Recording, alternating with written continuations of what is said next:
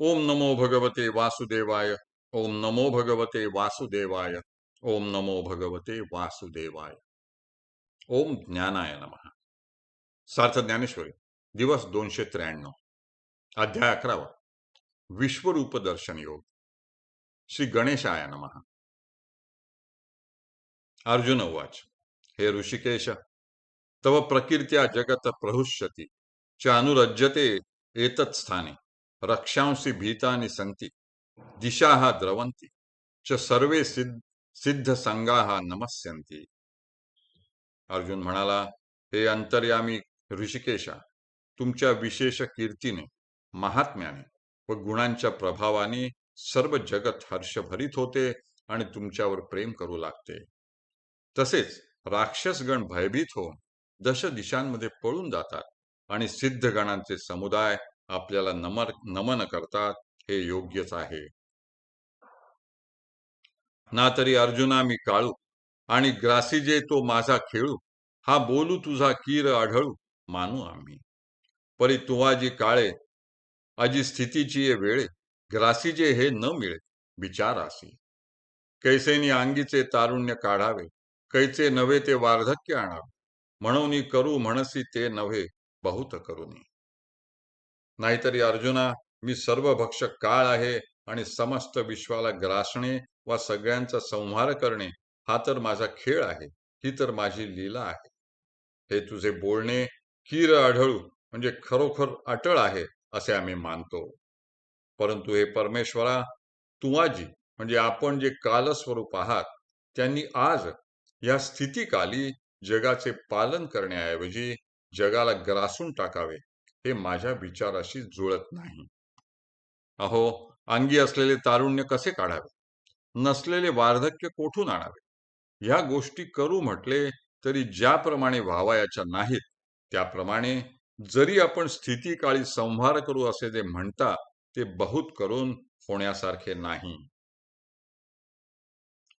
आजी चौपाहारी न भरता कोणीही वेळे श्री अनंता, काय माध्यांनी सविता मावळ तू आहे। पै तुझ अखंडिता काळा, तिन्ही आहाती जी वेळा, त्या तिन्ही परी सबळा आपुलालिया समयी।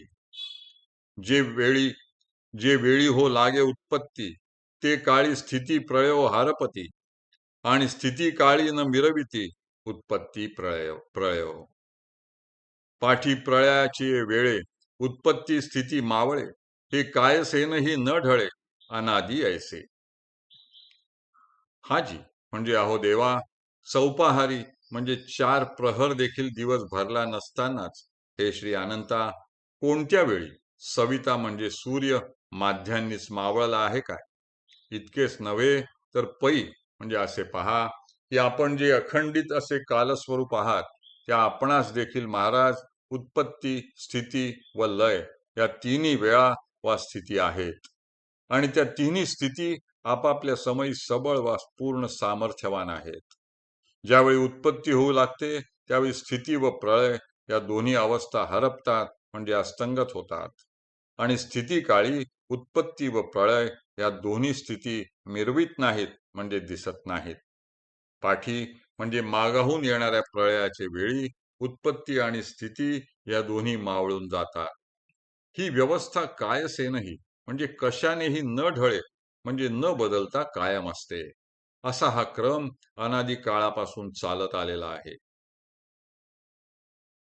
म्हणून आजी तव भरेल भोगे, स्थिती वरती जत आहे जगे, एथ ग्रासिसी तू हे न लगे माझ्या जीवी।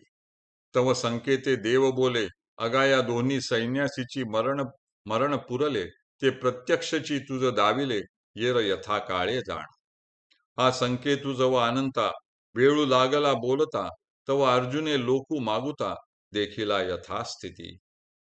म्हणून आज हे जग स्थितीच्या भरात उपभोग घेण्यात व्यस्त असताना, तव म्हणजे त्यावेळी, एथ म्हणजे या स्थितीकाली, तू कालरूप श्रीकृष्ण या जगाला ग्रासून त्याचा संहार करशील, हे काही माझ्या जीवाला पटत नाही।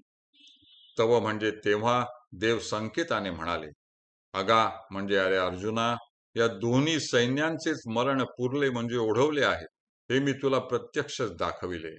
येर म्हणजे यांच्याशिवाय इतर सर्व लोक यथाकाळ म्हणजे आपापल्या योग्य काळी त्यांचे मरण आले की मरण पावतील. हा संकेत देऊन बोलण्यास अनंतास जव म्हणजे जेवढा वेळ लागला, तव म्हणजे तेवढ्या वेळात अर्जुनाने मागुता म्हणजे पुन्हा पूर्वीप्रमाणे लोकू म्हणजे सर्व लोक यथास्थित असलेले पाहिले. हरिहि ओम, हरिहि ओम, हरिहि ओम. हरये नमः, हरये नमः, हरये नमः.